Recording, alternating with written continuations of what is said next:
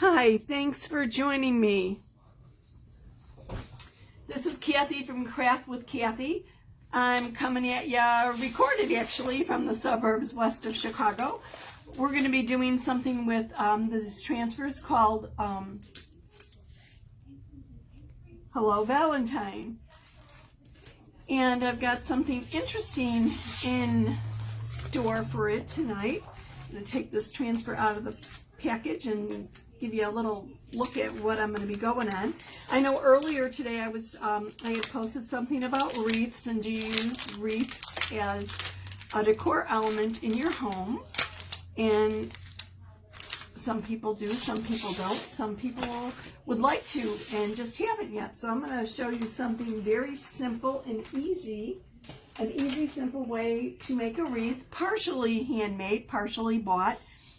Something with a found surface. This is our Hello Valentine transfer, and there's cut lines. This is actually 3 different pieces. I'm going to lift this up and get this little bubble out of here. You got a little air pocket underneath it.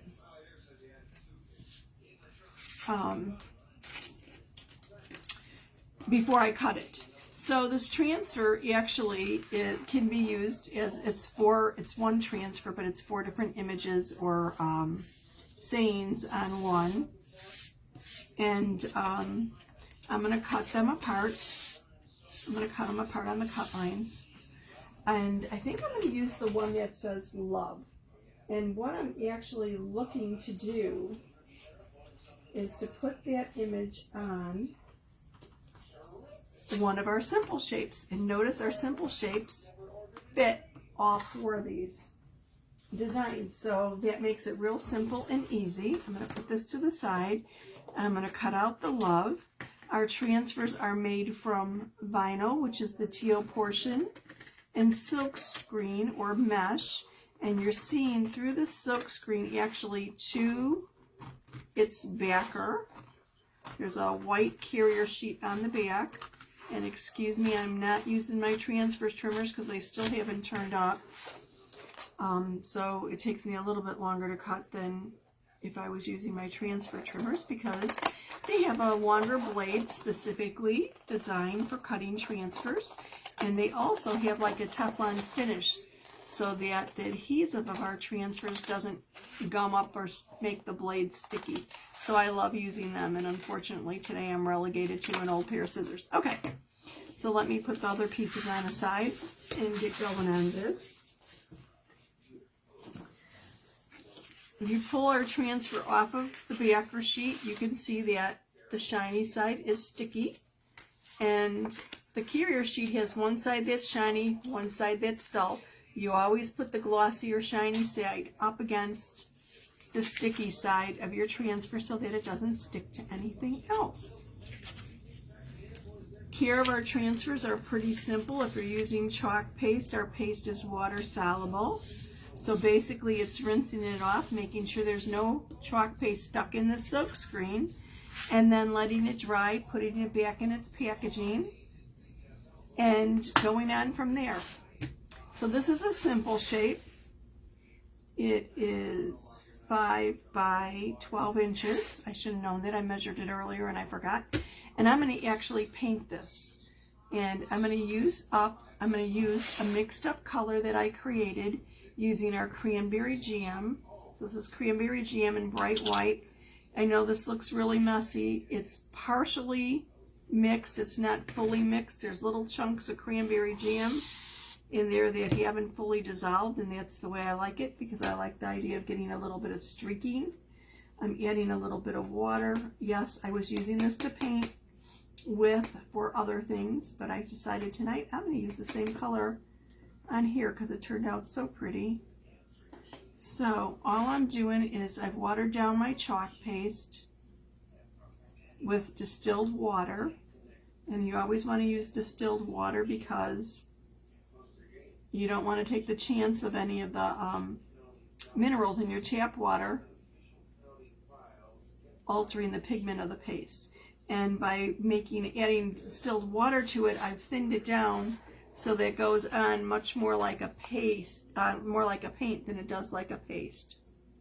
And you could see some of those red streaks that picked up here when it hit some of that cranberry jam that wasn't dissolved. That's exactly the look that I'm going for. And I also have some white in here, so let me finish painting this. The painting goes pretty quickly.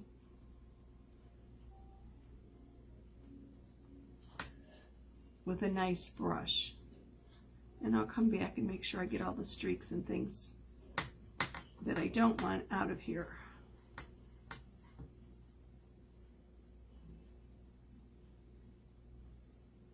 So I'm going to tone those down a little bit by going across it. Make sure I have full coverage everywhere.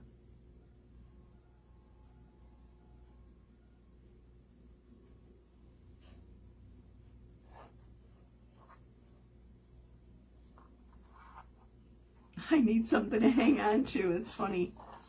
I like the way it's looking. It's a little mottled, which is what I wanted.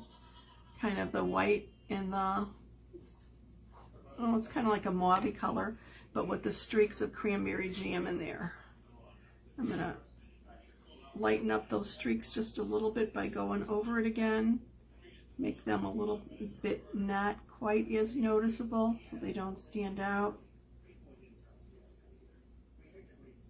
And that's pretty much it. Then I'm going to set this aside to dry.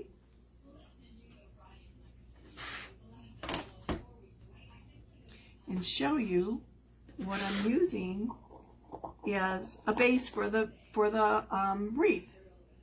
Now, I love wreaths, but I'm not really good. I don't think I'm really good at putting them together. I'm a little nervous, and I fiddle and I fuss and I kind of move things around until I get it just right, and if I don't, I keep playing with it. And I think that's part of it. You have to kind of know what look you want, what kind of feel. Pick out the flowers or the greenery or the leaves or whatever that you like. But the most important thing that I've found over the years when creating a wreath or making a wreath for your door is this: measure the distance between your door and the screen door. If it's going between your front door or your back door and a screen or a storm door, make sure you know what the width is between them. And I learned that the hard way. Many years ago, I bought this beautiful wreath at a craft foliage store. I think it was probably Frank's Nursery and Crafts, if anybody remembers them. They're long gone. I think they might still be in Canada, but I don't think they're in the US anymore. But anyway, this absolutely gorgeous wreath, and I was so excited, and I put the little nail in the door, and I'm like just so anxious to get it up, and I hung it up, and I realized the screen door wouldn't close all the way because the wreath was too thick. It was about a ½ inch wider than the width of the door. So one thing to do before you go hunting for a wreath, if you're gonna buy it or make it, is just check the distance between your two doors to make sure that that is not an issue for you. And for what I'm doing tonight, there is no problem because it's gonna be very, very thin. Can't ask for more than that, right? This will fit between anyone's front door and storm door. So that's not going to be an issue. And this is going to be rather simple. I'm going to let my simple shape dry. Or actually, I'm going to go sneak over there and use my dryer. And then come back and continue with the next portion. See you in a bit. Okay, welcome back. I actually dried this with my heat tool, my drying tool, not a heat gun, but a drying tool that has focused air coming in a narrow area, but that's nice and hot. So I dried it, then I actually distressed it using a little sander, and then I waxed it. And if I paint with chalk paste, I usually do not wax it unless I at least let it thoroughly dry with my dryer, or if I let it sit over a day, because otherwise waxing could very well pull up some of the paste. But being that I dried this so thoroughly, that's not an issue. So I could get right on to putting the image on this surface. So I'm going to peel this off of its backer. I'm going to put it on this fuzzing towel and fuzz it a little bit to deliberately diminish the adhesive by applying some lint. And I do that so that it will not stick too snugly. And then I'm going to place this transfer on my surface. And I probably want it a little bit down towards the bottom because I'm actually going to punch holes at the top to hang it. So I just want to get that positioned. I want to make sure I have no air bubbles. Make sure everything's nice, smooth, flat. Now obviously our transfers are repositionable, so if you do have an air bubble, just lift it and press it back down. I just want to make sure I don't have something there underneath the L, because it looked like I do, but it could very well be the reflection of my surface because it's multiple colors and it's a little bit difficult to see. Okay, I am going to use our shimmer gold on this, and I'm going to do the whole entire wording in shimmer gold. I'm still seeing an air bubble there, so I'm trying to put it down again and make sure. Okay, oops. So this is going to be pretty easy, basically. One color does it. I'm going to take my mini squeegee and just apply the paste over the silk screen, pushing it through the silk screen with my squeegee. My paste was a little thick and I thinned it down with distilled water. Remember, always distilled water in case your water has minerals that would interfere with the pigmentation of the paste. And that's what I did. I think I probably should have thinned this down a little bit more. Of course, I had it sitting here with the cover off while I was getting prepped and doing my board and stuff, so that might have made it thicken up a little bit more too. So I'm just going over, make sure I have everything covered, get rid of any lines or anything. Ooh, this is thick. Hopefully I get good coverage with this because it is looking a little funky here on me. It didn't seem that thick when I was stirring it up. It actually seemed perfect. So let's put this back in. It actually crumbles. It's kind of dry. Put it back in its jar and peel and reveal. I'll lift this slowly, make sure that I have good coverage. I'll go back over that E. I don't like the way that looks. The top part of it.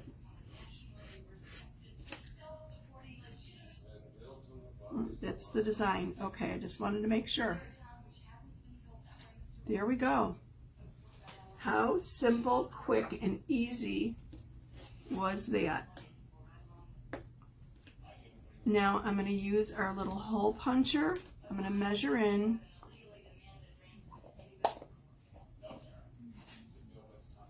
about 1 inch from the side. Of course, I want this to dry. Clean off my surface a little bit.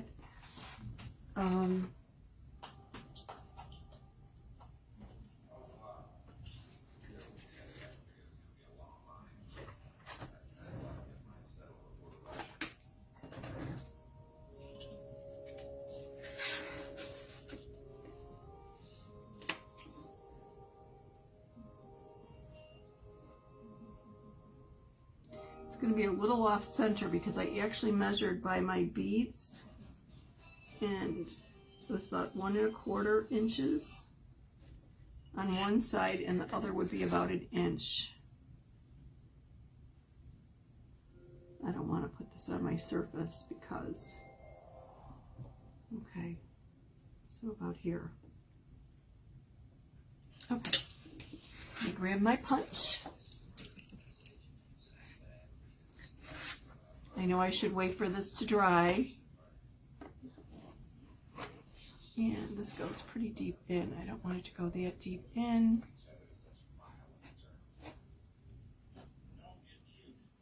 Okay, I'm just trying to figure out where I'm going to measure it. I'm going to actually line up with this little, as soon as I get there, the line down here, the square of my punch. Make sure that's nice and straight. And then just squeeze. I don't have the strongest of hands. And then do the same thing on the other side.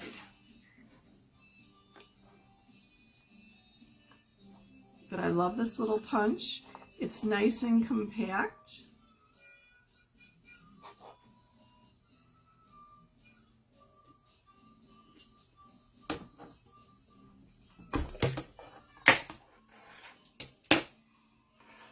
There we go. So now, I was trying to decide what I wanted to do. I'm probably not going to use the silver. I was contemplating using like a silver thread to string some beads on it, but I think that would kind of interfere with the look. This isn't quite white, it's like an off-white, more like an ecru, and this kind of matches it. So I'm going to just use my macrame cord to do what I need to do.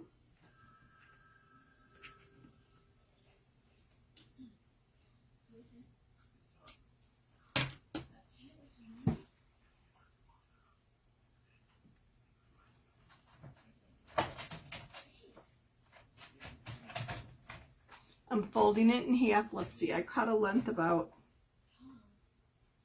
20 inches. It's probably way too long. I mean, definitely too long for what I need, but a little bit easier to handle. I'm going to thread it through the back.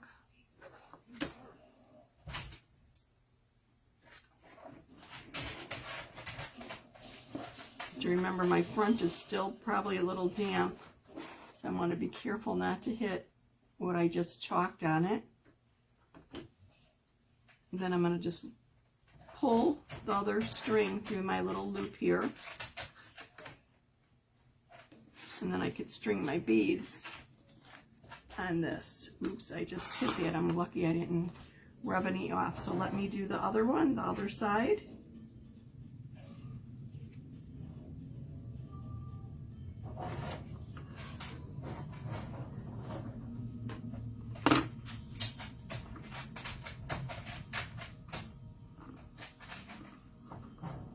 There we go.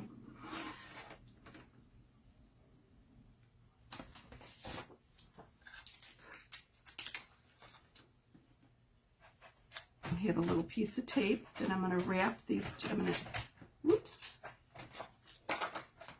little piece of packing tape. I'm going to cut these two strings to the same length and then just wrap this around it to act as kind of like a needle so that I could thread my beads on here. And just kind of roll it around a couple times.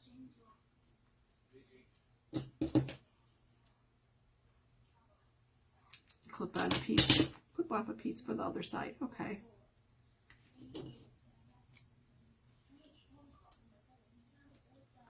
And then I'm going to cut this on the diagonal just to make it easier to thread my beads.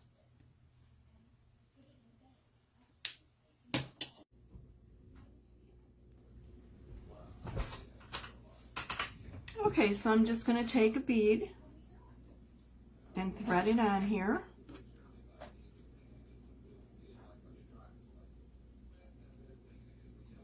That little piece of tape makes the macrame cord stiff and allows me to pull it on. And just because this is my habit, I'm going to put a little knot in here between the beads to kind of look, almost act like a spacer. And I think it'll coordinate it a little bit with the actual beaded wreath because similar colors between the cord and the beads.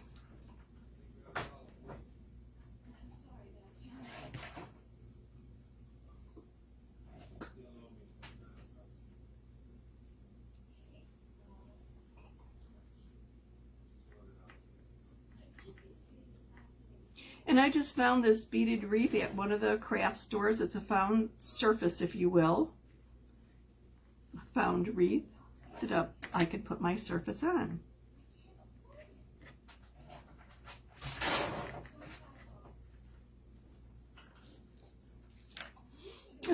3 will do me well here. I don't want it right up at the top of the wreath. I want it hanging, dangling down a little bit. I'm going to pull my string straight, put the last knot on it. Oops. Realize I'm probably off camera here. Sorry about that.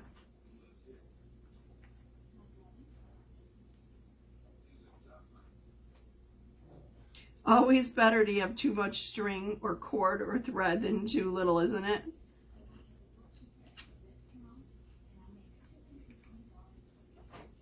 Okay, so much for that one. Let me add the tape to the other side and basically just repeat the process.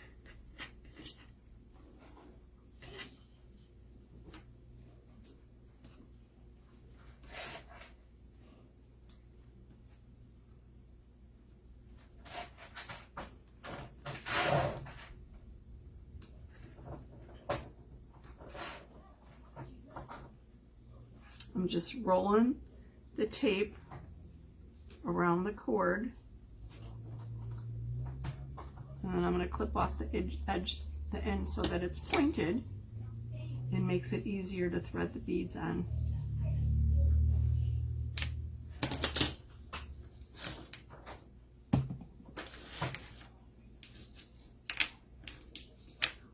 And I use the same paste to color my beads, just using the little baggie trick.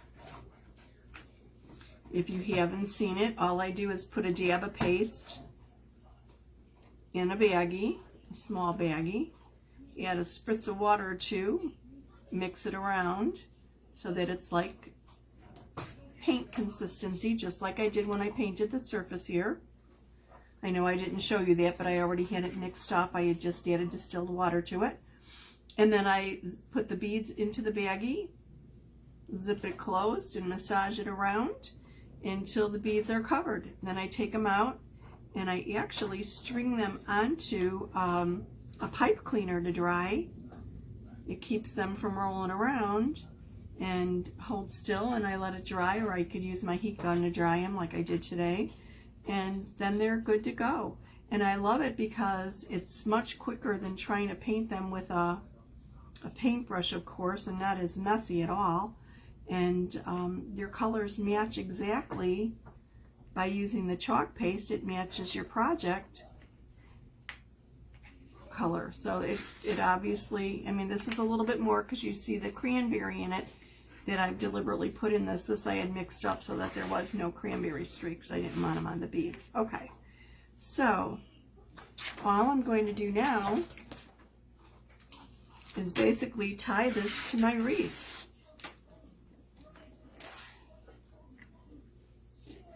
And I had checked earlier to make sure 1, 2, 3, 4, 5, 6, 7, 8. I knew I needed to put it in between the 8th, so I'm going to cut this off, tie it, the two of them, and I will probably hot glue the dangling thread, if you will, or the macrame cord on the back so that it's not noticeable.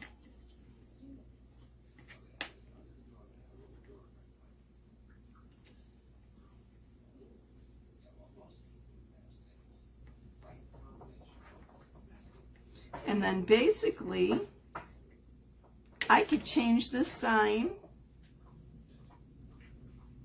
anytime I want. And if I was thinking a little bit ahead, I could have actually put a design on the opposite side so that when Valentine is passed, all I have to do is flip my wreath around and show the other side. How easy would that be?